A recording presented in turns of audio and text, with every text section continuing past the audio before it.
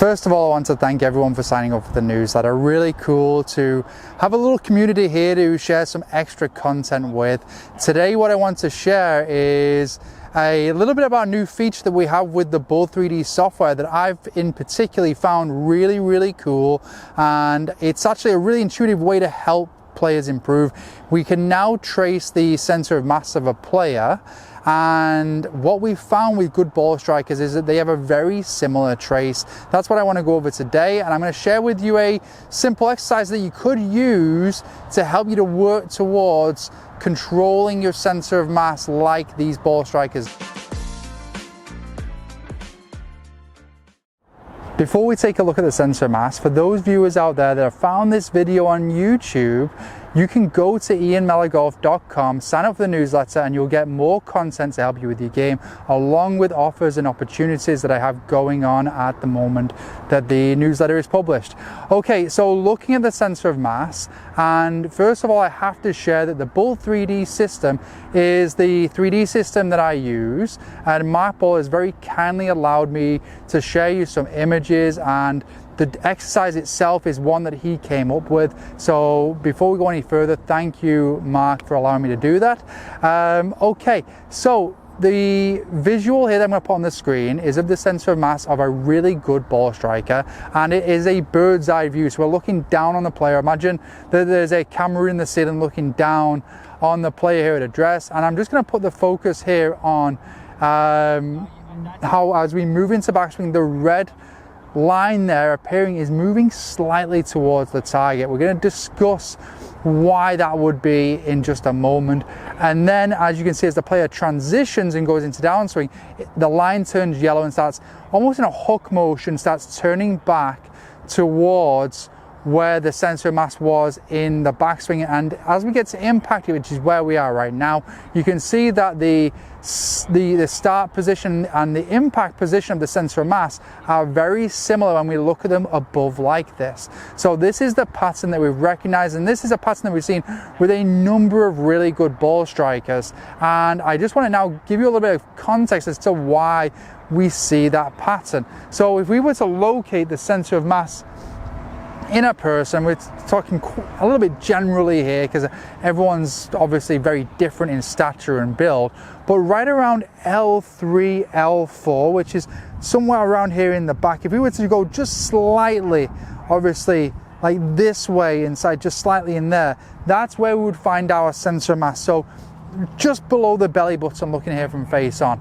Okay, so that's the area that we're tracing with this center of mass plot that we had there on the screen in just a moment, and that's what we've seen in good ball strikers. But let's look at how we can apply this now as players. So simply speaking, if I was getting into a setup position here, and I like the reference of the middle belt loop here, so right at the back of the pelvis, if I was to put my tip of my thumb just on the back of my pelvis there, I'll show you this from face on actually, and through backswing, so I'm going to actually use my left hand just to guide my rib cage around. Through backswing, that back belt loop is going to actually move slightly towards the target. So being very clear here, we're not tracing the middle of the pelvis, because I feel like it could be confused here with players thinking like, well, why is it moving towards the target? Is that what happens with the pelvis? Because I'm referencing the back of the pelvis.